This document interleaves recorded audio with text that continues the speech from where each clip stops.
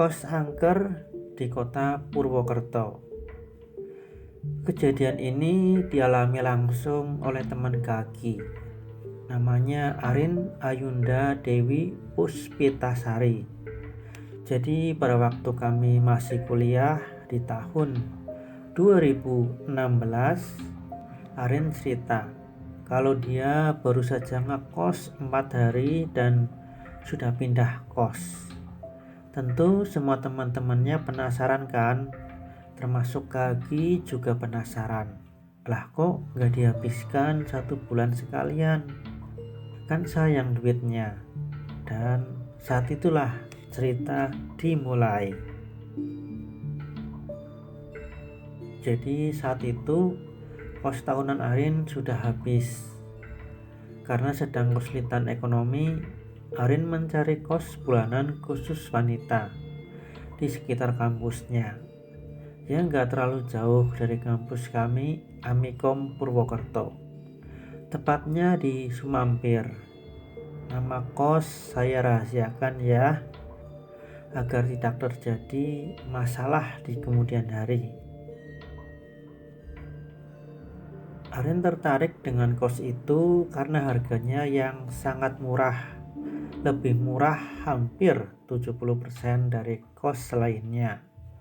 Padahal bentuk kosnya bukan rumah, tapi seperti gedung kos pada umumnya.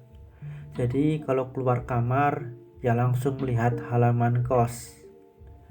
Kos seperti ini kan biasanya mahal, karena nggak bikin repot penghuni kos lain saat pulang tengah malam.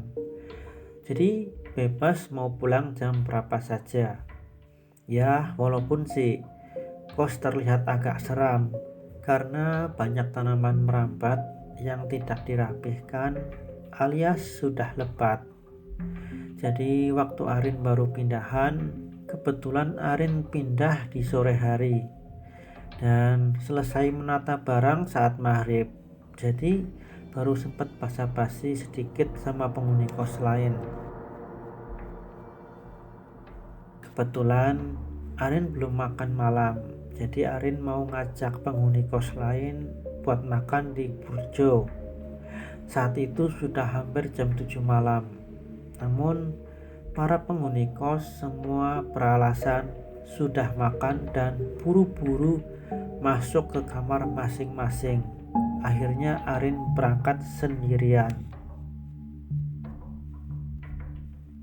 Saat Arin pulang ke kos sekitar jam 9 malam, kos terasa sangat sepi. Suasana jadi bikin merinding. Arin pun segera memarkirkan motornya dan masuk ke kamar. Namun saat baru membuka pintu kamar kos, tiba-tiba motor Arin jatuh. Padahal tidak ada siapapun.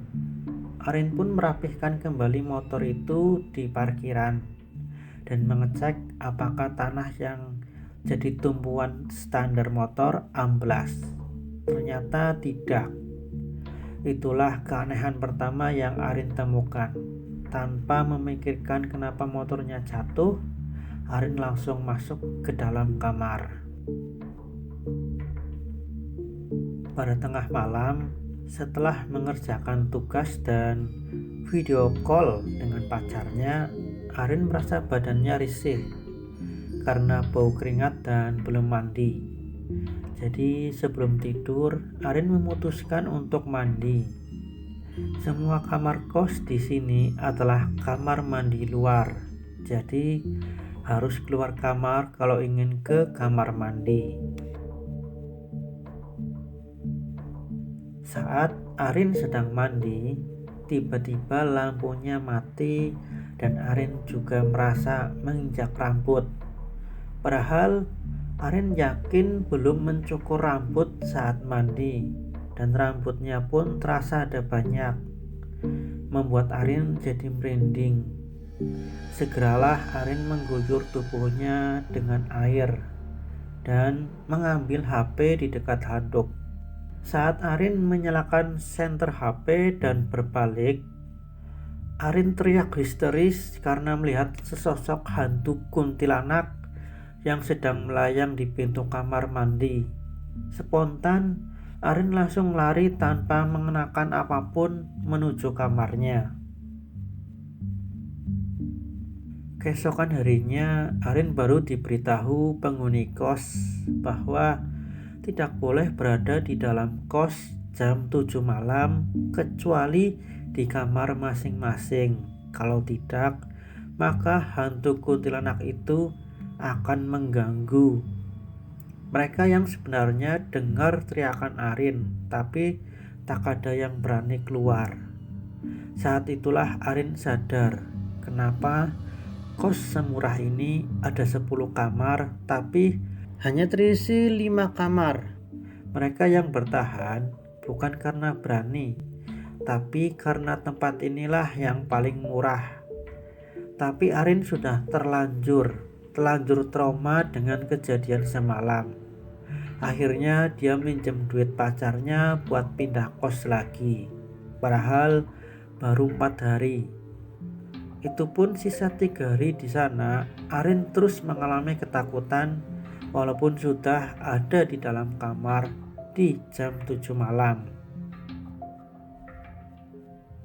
Terima kasih telah mendengarkan cerita dari Kak Agi. Nantikan cerita-cerita selanjutnya. Salam merinding.